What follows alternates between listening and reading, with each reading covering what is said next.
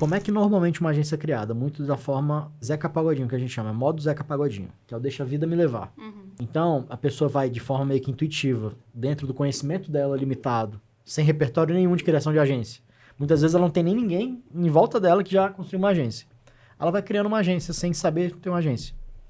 É o que eu falo, cara, você não vai se meter de, sei lá, entrar numa cozinha para fazer um bolo se você não sabe fazer um bolo. Você não vai subir numa moto para poder pilotar uma moto se você não sabe pilotar uma moto. Então, cara, as pessoas vão lá e entram para criar uma agência sem saber criar agência. Hoje trazemos para vocês o fundador e a primeira funcionária, que virou sócia da Supersal, para ensinar sobre uma das questões mais complicadas do mundo das agências e das empresas em geral. Por que muitas empresas aumentam seu faturamento, mas não aumentam seu lucro? Está começando mais o Ultra Lazy Cast. Hoje, um podcast temático focado em agências de marketing. Estou aqui com o Rodrigo Bindes e Mari, a sócia dele aí, os sócios da Supersal.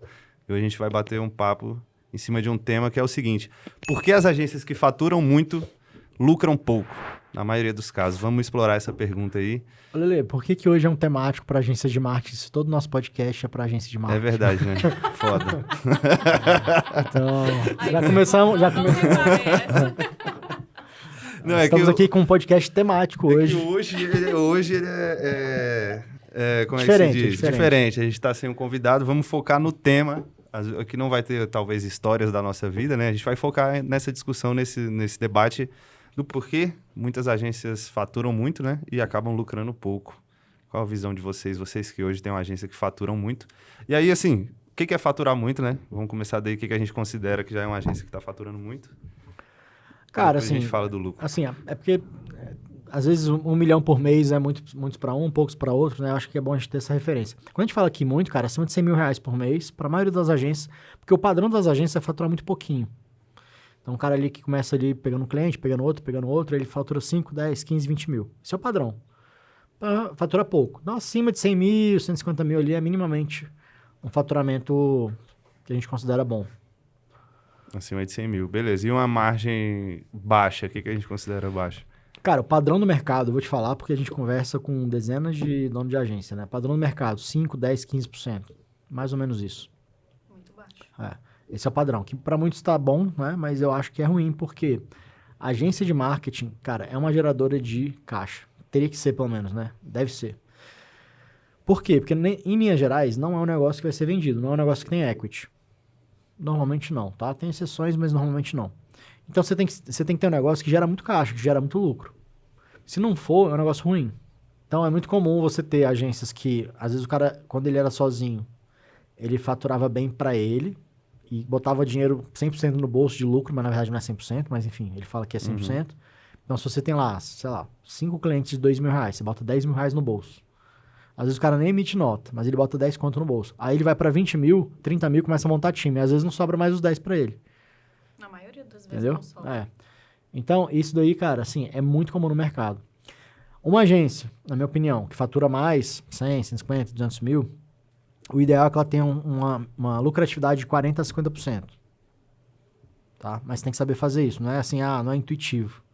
Não é assim, vou fazendo do meu jeito aqui, do jeito que eu achar melhor, sem ter um modelo de negócio, sem ter um modelo de negócio já validado, que é muito do que a gente ensina aqui, de modelo de negócio. Porque senão, cara, o cara vai fazendo de qualquer jeito, atendendo qualquer nicho, pegando qualquer cliente por qualquer ticket, entregando qualquer coisa. Aí a chance disso dar errado, na verdade não é dar errado, mas a chance disso dar uma margem de lucro muito baixa é enorme. E eu acho que prestação de serviço é algo que exige um esforço grande. Não é como você vender um produto que tem início, meio e fim. Não, você tem que manter aquele cliente na sua base. E o problema da maioria das agências é porque, sem um modelo de negócio definido, saem, às vezes, contratando, colocando um monte de gente interna.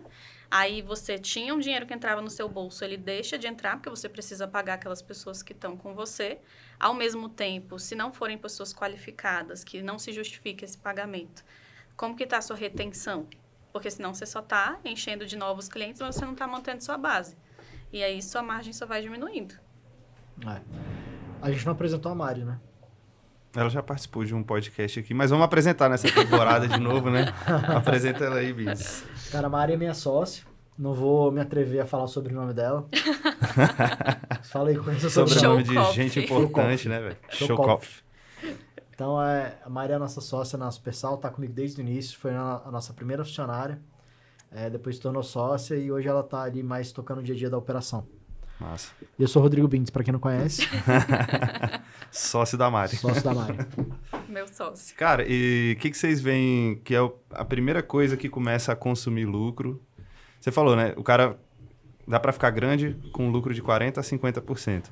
O que as pessoas não sabem que faz elas chegarem lá? Às vezes o cara consegue ficar grande, mas quando ele chega lá no 100 mil, Cara, 150, ele tem 10%. Tá botando os mesmos 10 mil que ele botava no começo. Eu acho que é muita coisa que ele não sabe. Vamos pontuar essas Cara, coisas. tem uma frase muito interessante que eu tenho repetido muito, assim, o que você não sabe que não sabe, né? E eu acho que o dono da agência tem muitas coisas que ele não sabe que não sabe. E como é que normalmente uma agência é criada? Muito da forma, né, Zeca Pagodinho, que a gente chama, é modo Zeca Pagodinho, que é o deixa a vida me levar.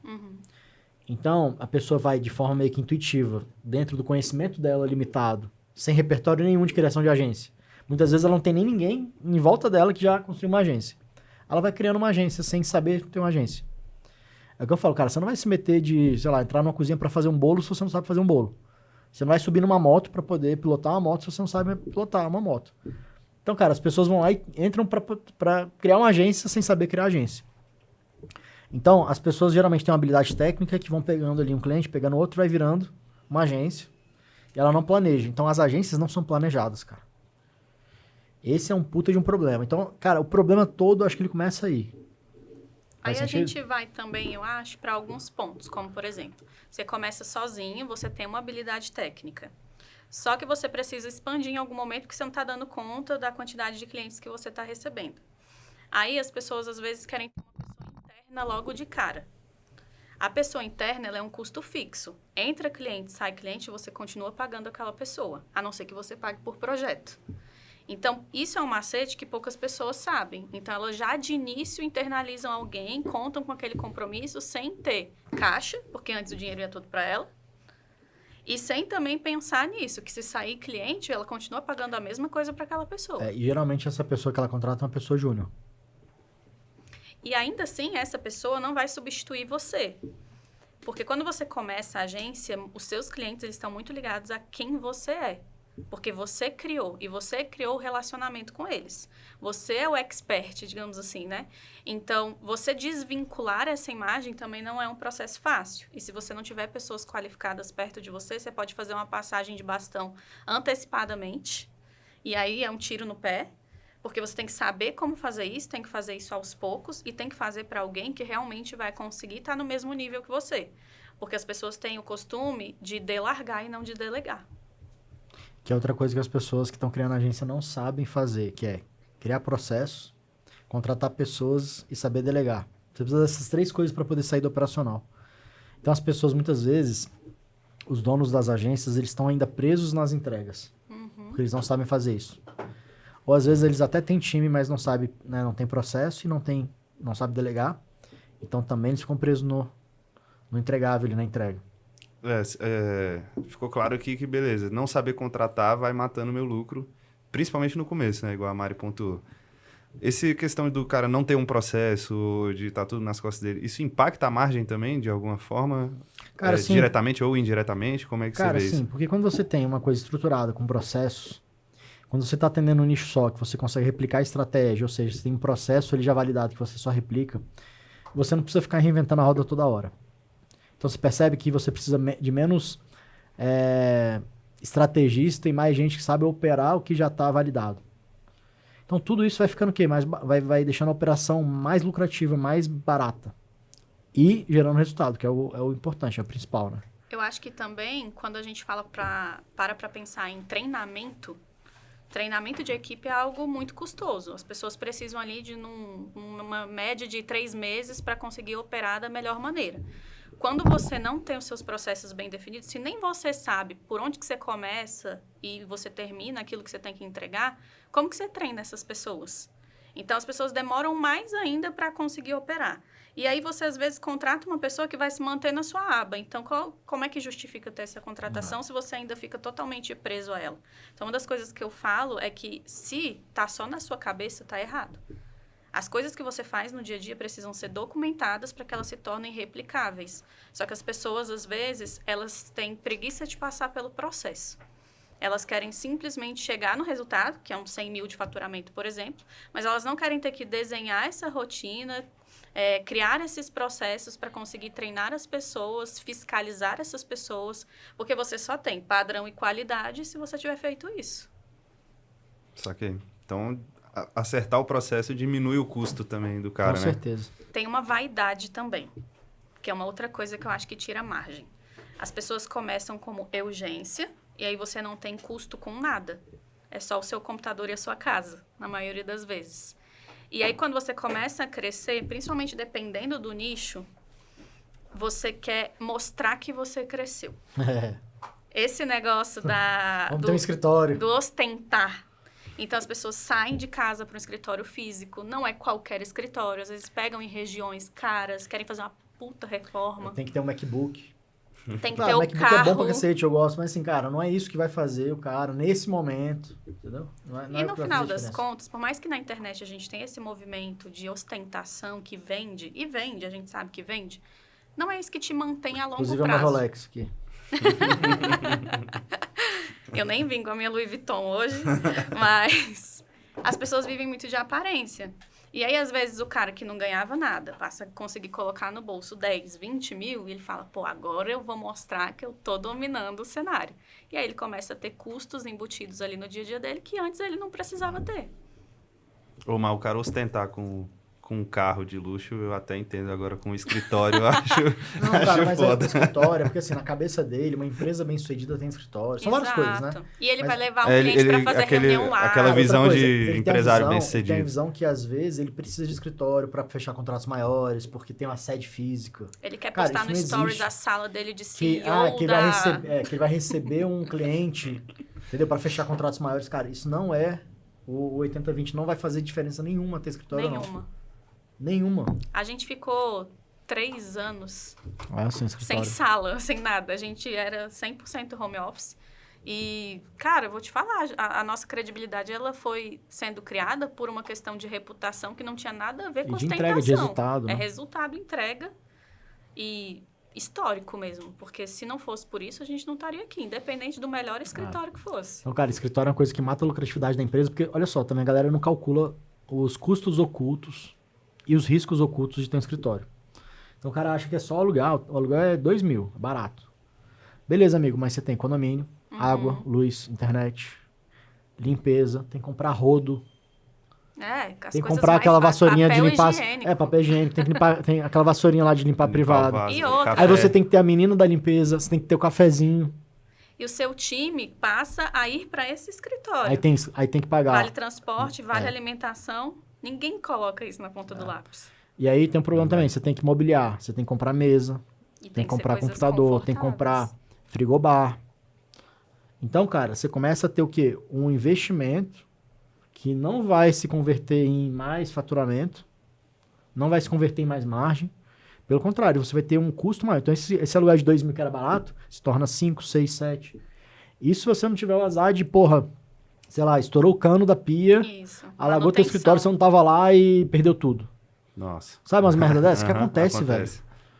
E as pessoas não botam na conta a limpeza. A mocinha da limpeza tem que ir lá uma vez por semana, que é R$200. Material de limpeza. E não é que a gente é contra o presencial, muito pelo contrário. Acho que Presencial quando você maravilhoso, é. chega num determinado tamanho, ele mais do que se justifica. O grande ponto, acho que a virada de chave é você saber, conseguir ter essa consciência de que você chegou nesse lugar e você está pronto para isso. Só que as pessoas querem dar um passo sempre maior que a perna. Cara, outro problema de escritório é o seguinte, você fica limitado também em relação a time. É. Você só consegue pegar time ali da tua região. Então você tem limitações. Em vez de você pegar qualquer pessoa do mundo, você vai ter que escolher só pegar pessoas da sua cidade. Então, enquanto você tá home office, você pode ter gente, né, trabalhando lá na Índia. Por exemplo, boa parte do nosso time de tráfego sempre foi do interior do Nordeste, lá de Pernambuco. Entendeu? Por quê? Porque, cara, eram pessoas muito boas, no custo que era, né, razoável. Pessoas melhores até do que provavelmente a gente acharia aqui na nossa cidade. Ainda tem isso, porque dependendo da cidade, o mesmo cargo você consegue contratar por menos. E só o fato de ser home office também, você consegue diminuir o que você paga. Quando é presencial, você tem outras questões. E aí também ainda tem um outro custo que as pessoas não pensam. A partir do momento que você tem time interno, você tem que manter engajamento de equipe. Aí você entra num outro lado. Cultura. Engajamento não é só cultura, engajamento não é só dia a dia. Você precisa também remunerar, ter chance de remuneração que vá crescendo. A pessoa tem que sentir que ela consegue passar de nível, que ela consegue crescer na sua empresa, porque senão você não retém esses sucessos. Então, são pontos que geram outras atenções que a pessoa, às vezes, estava ali preocupada no que ela era boa tecnicamente. Ok, sei lá, eu sou um gestor de tráfego, começou uma agência. Depois, você começa a se preocupar em documentar os seus processos. Aí, quando você passa a ter um time fixo, você precisa se preocupar em engajar o seu time, ter cultura, ter acompanhamento com a RH. Surgem outras necessidades que não existiam antes. Que tudo vai desencadear na margem lá no final. Tudo, velho. Tudo no afeta. final das contas reflete a margem. Na margem. E na história de vocês hoje, fala pra galera aí, vocês estão faturando quanto? Qual que é o tamanho da agência? Cara, a gente fatura mais de 2 milhões por ano, né, de uma forma bem consistente. A gente tem, esse ano agora de 2026, a gente está planejando ter um crescimento bem interessante. Ano passado foi um ano muito de estruturação, então a gente não cresceu tanto, né, andou mais de lado, mas a gente estruturou muita coisa. Então esse ano agora de 2026, a nossa ideia é voltar a crescer. Massa. E na jornada de vocês aí, nesses últimos 5 anos? 6 anos? 6 anos agora. 6 anos. Teve momentos que vocês olharam e falaram, cara, aqui, ó, isso aqui, estamos perdendo margem aqui, teve que tomar uma decisão para enxugar, reduzir algum custo? Que tipo de coisa, assim, que até vocês são experts sempre tem, porque assim, também quando você vai crescendo, você começa a ter outros custos que também não são considerados pela maioria das agências. Você começa a ter problemas, às vezes você tem que ter um advogado, você tem que ter um contador às vezes melhor. Porque quando você é pequenininho, tem MEI, cara, você nem precisa de contador. Depois você precisa começar a ter contabilidade, que é, sei lá, R$1.000 e poucos por mês, a mais baratinha. Então você começa a ter custos, ferramentas, por exemplo. Antes você não tinha nada. Aí você começa a ter equipe, você tem que ter Google Workspace, tem que ter Dropbox, tem que ter ClickUp. Cara, você começa a adicionar contas ali de ferramenta. Ferramenta é uma conta cara. E ferramenta, muitas vezes, você tem que pagar por usuário. Então, seu time cresce e a conta também cresce. Então, tudo isso, cara, assim, você vai adicionando algumas camadas que vão encarecendo. E aí, cara, às vezes é um pouquinho aqui, um pouquinho ali, um pouquinho ali. A soma disso tudo vai impactando na tua margem. Outra coisa também que eu acho que a gente precisa estar de olho depois que você chega nesse ponto é o desenvolvimento da equipe no sentido de quem vale a pena, quem está sendo produtivo no limite, porque está valendo a pena aquele salário.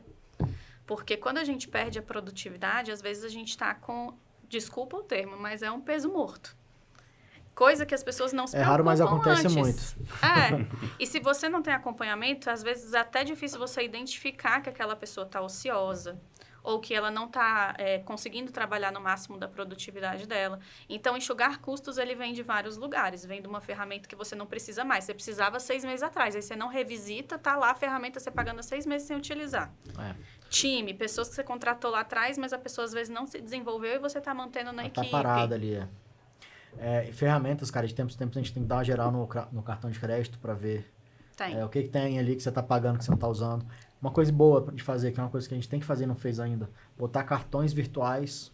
E aí de tempos em tempos você desliga aquele cartão e cria outro, porque aí você começa a ter ferramentas... Ver o que você não tá utilizando. Isso aqui parou de pagar. Cara, beleza, que eu precisava. Tem Entendi. coisa que para de você nem percebe e você tá pagando ali, cara. Então quando você tira o cartão... A estratégia é boa, hein? Ela é boa. Essa Cartão é boa. virtual, cara. Tudo cancelado automático. Cancela, velho. De repente chega a Tempos em cobrança tempos, lá que você não pagou. Mas se eu for usar, eu subo o Cara, cartão novo. se parar de funcionar, é só voltar a pagar. Você vai saber. Você vai saber. Exatamente. E o que você não usa, você não vai saber, acabou. Eu uso essa estratégia para apagar arquivo do meu computador. Às vezes eu abro lá, tem uma pasta, eu falo, meu irmão, última vez que eu abri tem 6 meses, eu não vou abrir esse trem mais. Já tem 2 anos aqui, eu nunca abri, eu não vou abrir agora para ver o que tem, não. Vai embora. Roupa no armário. Vai embora ano tudo. sem usar, você doa, joga fora. É tipo isso. Cara, Você sempre acha que vai usar um dia, né? E nunca usa. E vocês fazem esse acompanhamento, de certa forma, tem uma rotina? Tipo, tu tem que olhar para isso mensalmente ou é por trimestre? Você vai... Aqui a gente tem o hábito de olhar a cada 6 meses, né? Claro que surgem, às vezes, coisas no meio desse caminho, mas a gente tem a regra de olhar a cada 6 meses para não deixar passar nada. No tanto que, assim, de 2024 para cá, Olha, eu acho que a gente enxugou umas 10 a 15 ferramentas. E, cara, outro elemento também que vai encarecendo a agência, que eu não falei, eu falei de contador, advogado, tal. Financeiro. Quando você é pequenininho, você mesmo emite boleto, você mesmo cobra o cliente, depois você tem que ter alguém para poder cobrar e para poder controlar o financeiro, Sim. né? Para fazer conciliação bancária. Aí você começa a ter inadimplência, porque na medida que você vai crescendo, você começa a ter que ter cobrança porque tem gente que deixa de pagar. É verdade. Cara, você começa a acumular um monte de dificuldade que, cara, tudo isso no final das contas vai impactando margem. Também tem na parte de cultura, entra as ações. Então, você tem a ação de Dia das Mães para sua equipe, Dia dos Pais, Páscoa. Você passa a Aniversariante ter do mês, fim de ano, confraternização. Aí você vê, hoje São a gente tem, custos. cara, um financeiro, o assistente do financeiro, o RH, o contador, o advogado. Cara, Tem muita coisa. então, assim, se você se perder nisso, você perde margem.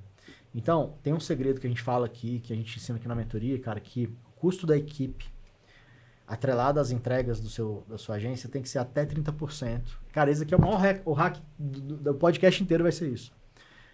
O custo da equipe tem que ser 30% do valor do contrato da sua agência. No máximo. Em média, né? Porque senão você não consegue ter lucratividade de 40% a 50%. Boa. E aí, entrando nesse ponto aí, aproveitando esse gancho. Ticket é um ponto importante que Cara, vai o afetar ticket também diretamente afeta a margem, né? diretamente. Muito. Então, Quantidade como é de que entregável também. como é que o cara faz essa... Vamos falar do ticket primeiro, depois do entregável. Tipo, essa engenharia reversa, assim, digamos assim, teria como? Pô, se eu preciso de R$1.000 para entregar um serviço bom, então o mínimo que eu preciso cobrar é 3.000. Eu preciso de R$2.000 para assim, entregar um uma serviço agência, bom. velho, que cobra menos de 3 conto, 3 mil por mês, assim, vai sofrer muito. Porque ou é o dono que tá indo entregando as coisas, né? Mas se ele tá minimamente ali com o time, entregando, cara, ele vai sofrer muito. Então, vamos pegar um contrato de 3 mil ali, que é o mínimo. Ele tem 30% disso. Então, vamos pegar aqui e arredondar. A gente tem R$1.000. R$1.000 que ele tem para poder pagar equipe atrelada àquele contrato. Então, ele vai ter que fazer uma busca por profissionais, seja terceirizado, né? Se for interno, ele tem que ratear. Então, por exemplo, vamos supor que ele tem um salário lá de um gestor de tráfego de R$3.000. Ele tem que colocar tudo na conta, né? Mas vamos pegar só o salário base de 3 mil. 3 mil dividido por 10, vamos supor que ele tenha 10 clientes, R$300. Tá? Então, R$300 é do gestor de tráfego. Social media, né? Ele paga, vamos supor que seja uma pessoa terceirizada, R$400. Então, 200 mais 400, 600. Às vezes uma ferramenta, uma hospedagem, alguma coisa. Então, no final das contas, cara, tudo isso daqui tem que ser até 30% para entregar aquele contrato. Porque senão não sobra margem. E a maioria das agências não calcula isso e se ferra. Porque elas têm, na verdade, mais equipe, mais custo, muito mais do que esse 30%. Às vezes é 50%, 60%, 70%. Aí não sobra margem. Aí ela não sabe por que ela não está tendo margem. Por que ela não está tendo lucro. E um serviço de R$1.000, R$1.500, se a gente for parar para pensar, é um serviço que não tem o valor agregado. É um serviço que é facilmente descartável. Porque se você não tem o valor agregado, um serviço de 1.000 e pouco é um dos serviços que as pessoas vão cortar primeiro, porque elas não enxergaram o valor agregado dele. Que doido, isso aí é contra-intuitivo, né? Mas é doideira mesmo, é verdade. Se você é barato, a chance de você ser cortado rápido é... Muito mais rápido. Se você é menos estratégico, menos especialista, cara, a chance de você ser cortado é porque você é um commodity. E hoje em dia, cara, como gestão de tráfego, social media, tudo isso está muito fácil acessar, com IA e tudo mais, com cursos, todo mundo aí tem, né, faz curso de tráfego, virou um gestor de tráfego. Com o celular na mão, computador na mão, você virou um gestor de tráfego. Então tá tendo muita demanda. Né? Tá tendo na verdade, muita oferta, né, desse prestador de serviço. Tendo muita oferta, o que acontece com o preço? Cai. O que era lá em 2018, 2019, que era um cara mais exclusivo, que podia cobrar bem mais caro, hoje já não é mais. E o cara que ele cobra menos, provavelmente entra mais cliente. Por mais que ele seja desqualificado, o cliente que vai entrar, entra muito mais. Então, uma coisa que eu escuto muito dos clientes quando a gente está ali na fase de reunião inicial é que ele não quer se tornar só mais um dentro da minha agência. E isso está sendo cada vez mais comum, porque o cara que ele cobra 1.000, 1.000 e pouco, para a conta fechar, ou pelo menos chegar próximo disso, ele precisa vender mais. E aí ele sai vendendo à torta e à direita. E aí ele não dá conta de quem está entrando e nem de manter a base que ele já tinha. E aí o cliente se sente só mais um, sai frustrado e o cara ainda perde a reputação. Então, quando você tem um produto de ticket maior, seja de 3, 4, 5 mil, você consegue dar esse senso de exclusividade para o seu cliente. Ele não se sente só mais um dentro da sua agência.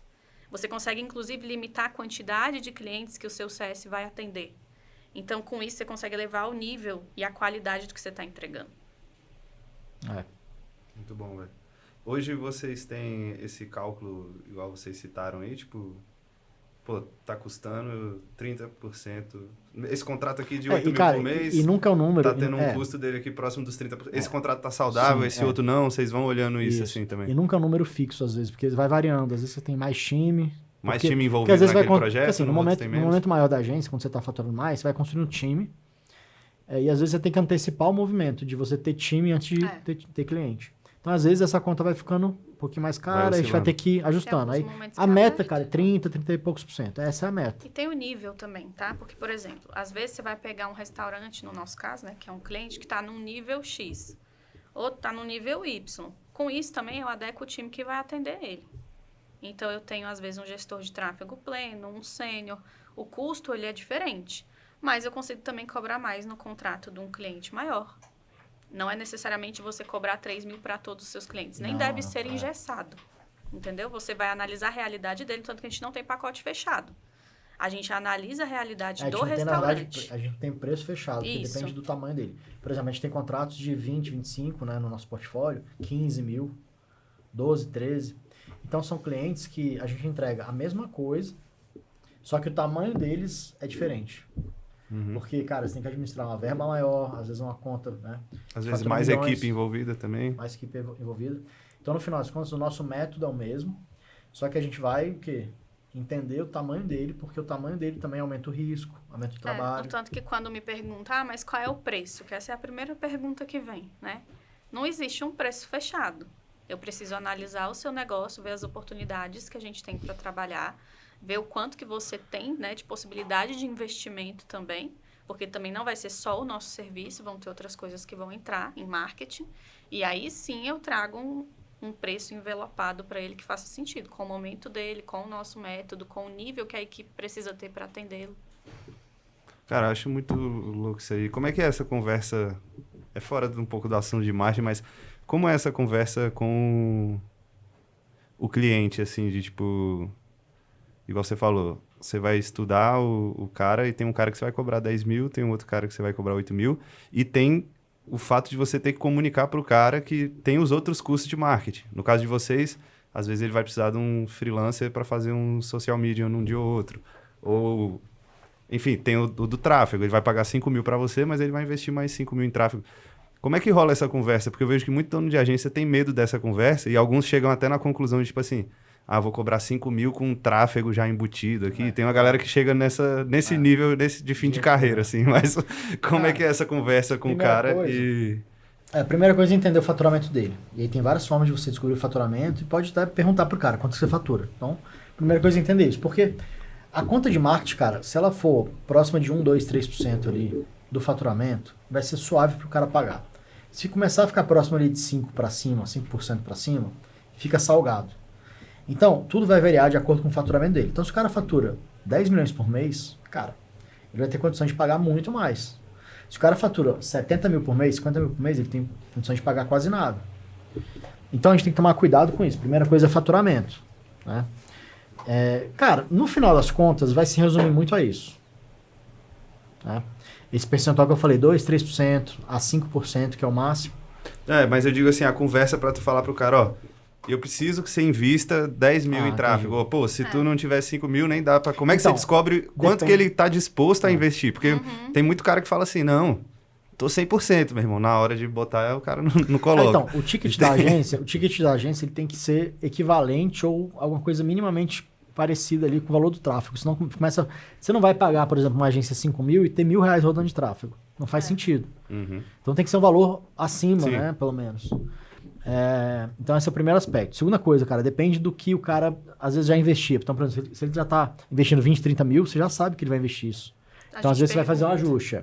Outra coisa, depende do número de unidades que o cara tem. Vamos supor que você tem lá uma rede com 20 unidades.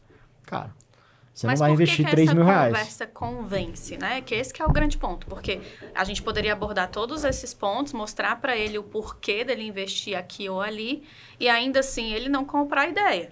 Acontece. Mas a partir do momento que você se posiciona como especialista no nicho dele, você tem autoridade para trazer isso como sugestão. E aí, no que você vai começando a conversa, você adapta a sua linguagem à linguagem dele. Então, você vai trazendo os problemas que você já sabe que ele enfrenta.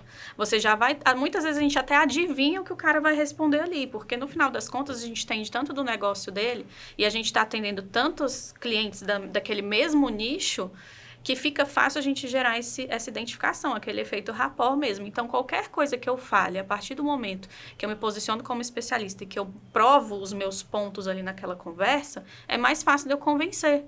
Porque eu não sou qualquer pessoa, não sou qualquer agência falando, né? Existe um histórico, existe uma reputação, existe um posicionamento mais premium. Então, quando a gente fala de nichar, não é só o fato de você simplesmente dizer que atende um nicho. É você realmente se tornar especialista. Entender daquele negócio. Entendi. E como especialista, vamos supor que esse cara não tem um histórico de investimento, de nada, vocês vão sugerir isso na conversa para ele. Cara, ó, você vai pagar aqui 3 mil pra gente. A gente sabe o que precisa para ele. E você vai precisar de mais 5 mil para estar distribuindo nisso aqui. E aí tem várias formas de você mostrar. Por exemplo, para quem está começando, esse é um ponto que talvez a pessoa não vá ter. Mas quem já teve algum histórico no nicho, tem resultados para apresentar. Entendeu? Tem pessoas para indicar, né? Então, você vai criando aquele repertório. Caso você não tenha ainda essa experiência, tem outras formas de você provar valor também. A gente tem algumas ações de ganho rápido. Você pode entender do nicho, conseguir passar a autoridade falando a mesma linguagem que ele. Então, tem algumas maneiras, alguns macetes de você conseguir criar essa conexão com o cara e fazer ele comprar a sua ideia. Massa. Muito bom. Voltando só agora na margem. Cara, eu já te falei isso uma vez, é simples, mas eu nunca tinha visto e é bem inteligente, né? Calcular a margem por cliente para depois você ver como isso está desaguando na sua empresa. E aí, então eu imagino que pode ter, às vezes, um cliente que... Pô, o cara tá me pagando 10 mil, mas eu tô perdendo dinheiro com esse cara, isso pode acontecer? Pode. E tem outro cara que tá me pagando 3 e tá me dando mais lucro e mais dinheiro no bolso isso é mais comum do que se imagina. Porque também tem um negócio seguinte, cara. O dono da agência, meio que padrão, ele pensa que para cobrar mais caro ele precisa entregar mais. Isso, assim, é clássico. Ah, o que você falou de entrega. Então, às vezes, ele entrega demais, mesmo com um contrato maior, assim, ele entrega demais. Cara, qual que é a nossa grande função aqui na mentoria? É procurar reduzir o entregável do cara e aumentar o ticket dele. Então, às vezes, ele entrega demais e o custo disso fica muito caro. Mesmo com tickets mais altos. E esse a é um problema. sobrecarga que ele vai gerar para a equipe dele. Então, às vezes, um trabalho que 3 pessoas atendendo aquela conta conseguiriam fazer, quanto mais entregável você coloca, aquelas pessoas vão ficando sobrecarregadas. Além de você correr o risco de perdê-las, dependendo, você tem que adicionar pessoas naquela equipe. Então, a margem pela qual você vendeu já é outra, porque você teve que adicionar mais 2 pessoas para atender aquela mesma pessoa. E outra coisa, a gente tem um exemplo claro aqui na Supersal. Às vezes, você pega um cliente com uma única unidade e você cobra 5 mil.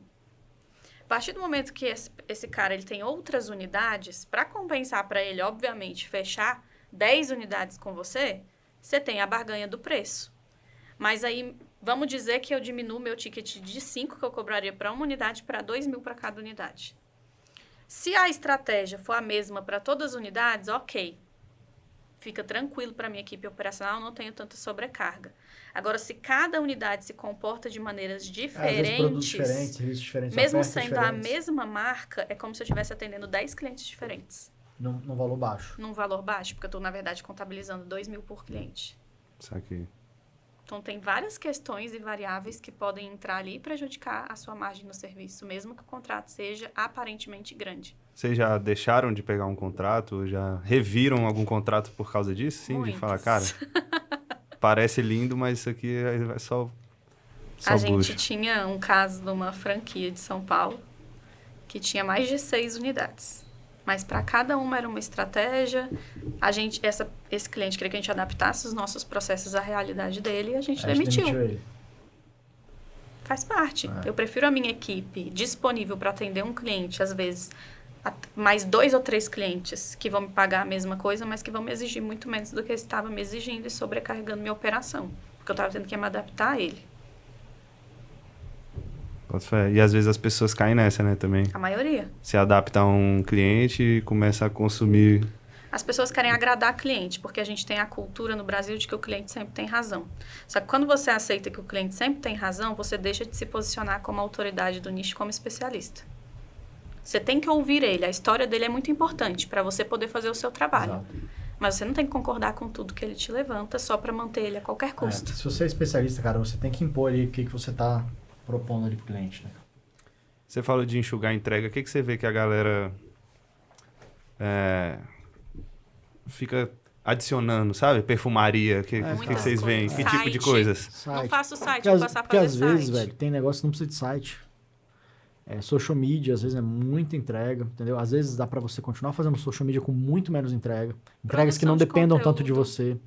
Produção de conteúdo, cara, são várias coisas que muitas vezes é desnecessário, que dá pra cortar e que vai continuar gerando resultado. Ao mesmo tempo, tem coisas que vai fazer sentido você adicionar com a mudança de mercado, porque você também tem que acompanhar. Um exemplo, quando a gente começou, a gente fazia social media e tráfego pago, naquela época, 2020. isso. 2020. Aí, social media, a gente percebeu que a gente não ia conseguir entregar na qualidade e o volume que o cliente precisava, porque a gente não estava ali dentro do restaurante. Tiramos esse serviço. Ficamos só com tráfego por um tempo. Depois, com toda a metodologia sendo aplicada aqui. Porém, aí a gente vê a necessidade com a pandemia de que o delivery está crescendo muito.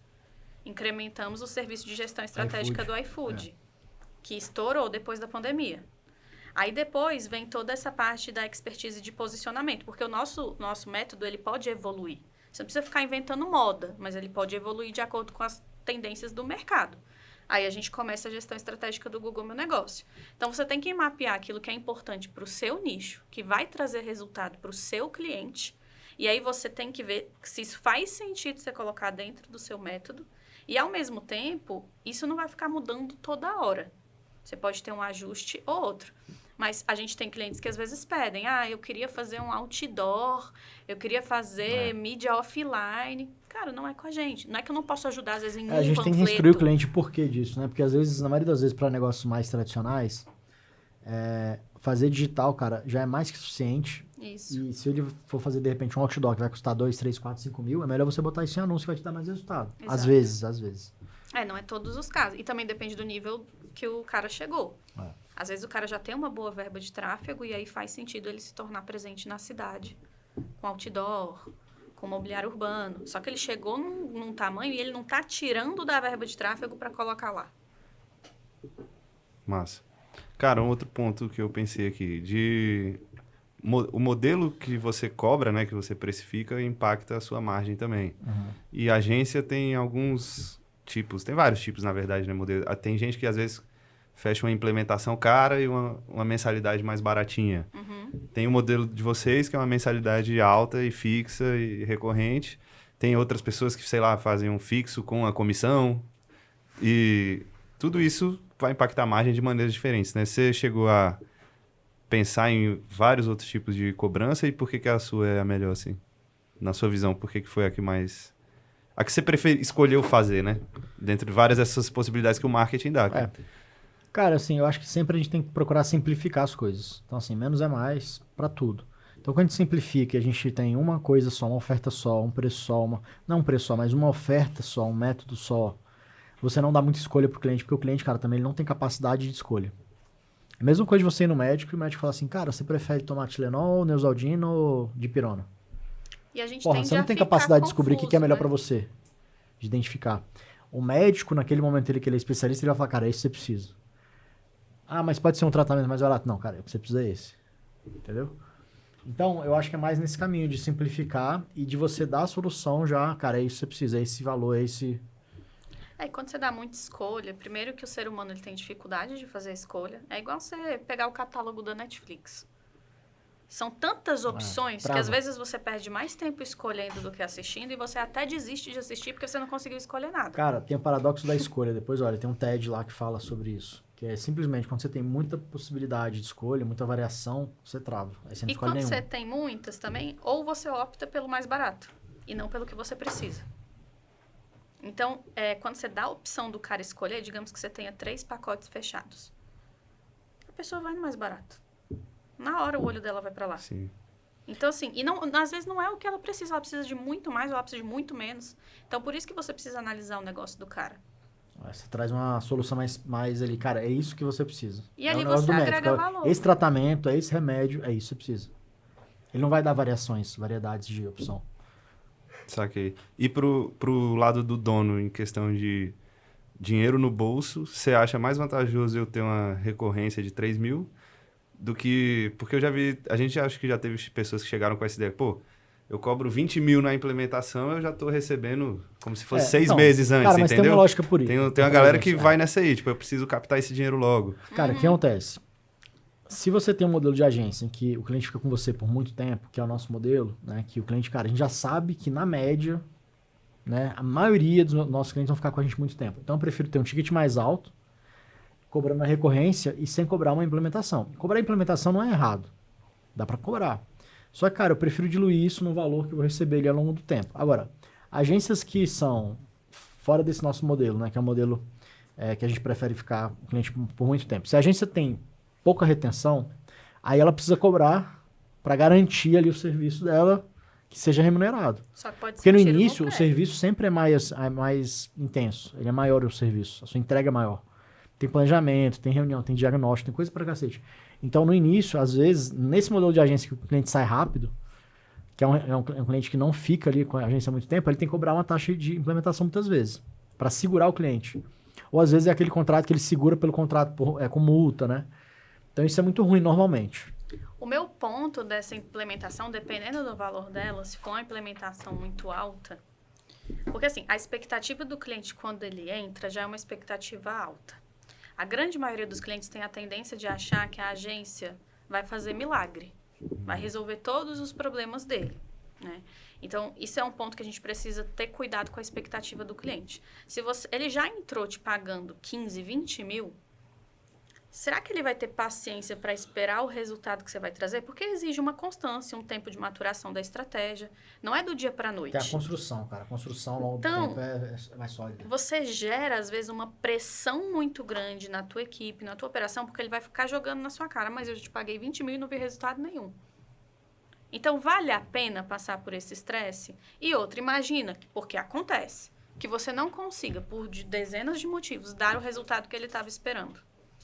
Ele vai chegar e o discurso dele vai ser: deixei 20 mil de supetão naquela agência e não consegui resultado nenhum. Vale a pena esse risco? Eu acho que não vale. Tem mais alguma coisa aí que encerra a margem? A gente falou de gente, processo bagunçado, entrega demais, Nichar é importante. nichar, muito importante. Que vai viabilizar você ter, né, mais margem, cobrar mais caro, ser especialista, entregar uma coisa replicável, ter mais processos que não dependem de você. Tá? Pô, Cara, eu tudo faz- tenho uma pra gente finalizar. Eu sou um dono de agência que faturo bem, 100k, tô com 10% de margem. Onde é que os doutores aí começam a fazer diagnóstico? Qual é a primeira coisa que você olha? Sei lá, tem que olhar a equipe, entrega... Por Cara, onde você vai olhando? É um pouco de tudo, cara. Mas assim, tem equipe, custo de equipe, tem o cliente que está entrando. Então, assim, qual que é o perfil que o cliente está entrando? É errado? É um cliente errado ou é um cliente bom? Tem que olhar ticket. Qual que é o ticket? Porque, cara, uma coisa é você cobrar R$2.000, outra coisa é você cobrar 5 mil, às vezes pela mesma entrega. Então, a agência que sabe se vender, ela pode cobrar mais caro pela mesma entrega. Se você está nichado, você tem mais possibilidade de cobrar mais caro, porque você é especialista. Então, cara, são vários elementos. Eu acho que nunca é uma coisa só. Equipe é o primeiro. Às vezes, a equipe, cara, é o sintoma. Se ele tá com uma equipe muito inchada, cara, tem algum problema que provavelmente é ICP errado, ou falta de método, ou estar genérico. E aí, por isso, ele precisa... E por isso ele precisa de mais equipe. Basicamente, normalmente é isso. Tem as exceções, A mas não é isso. ser que ele esteja planejando um crescimento. Aí você infla Ele antecipa, propositalmente né? Ele antecipa a equipe, para dar conta da demanda que vai chegar. Que é outra vantagem do terceirizado também. Se você tem terceirizado, você não precisa ficar fazendo tanto essa antecipação de time. Exatamente, porque você cobra por projeto. Que é aquele negócio, né? Existe esse dilema. Contrata para poder crescer e ter, né, fechar mais clientes, ou fecha mais clientes para depois contratar. A agência normalmente acha que ela precisa botar mais equipe para dentro para depois botar cliente. Porque se ela faz o contrário, dá pau, né? Mas quando você terceiriza, você consegue diminuir isso, esse gap. Isso é bom. Fechou. É isso Show de aí. bola. Tá E explicado. para quem quiser nossa ajuda, né? Se você ou fatura pouco, quer faturar mais, ou fatura bem e tá com problema, é só clicar no link que tá aí na descrição, que a gente vai poder te ajudar com certeza absoluta. A gente tá, né, cansado de fazer isso, assim, a gente fez isso já para uma centena de agências, então a gente sabe muito bem o que precisa ser feito. Nosso repertório ele é muito rico e a gente tem uma comunidade também muito, muito interessante para você estar aqui dentro. É isso, e a gente se vê no próximo episódio do Ultralize Cast. Isso aí. Valeu. Valeu.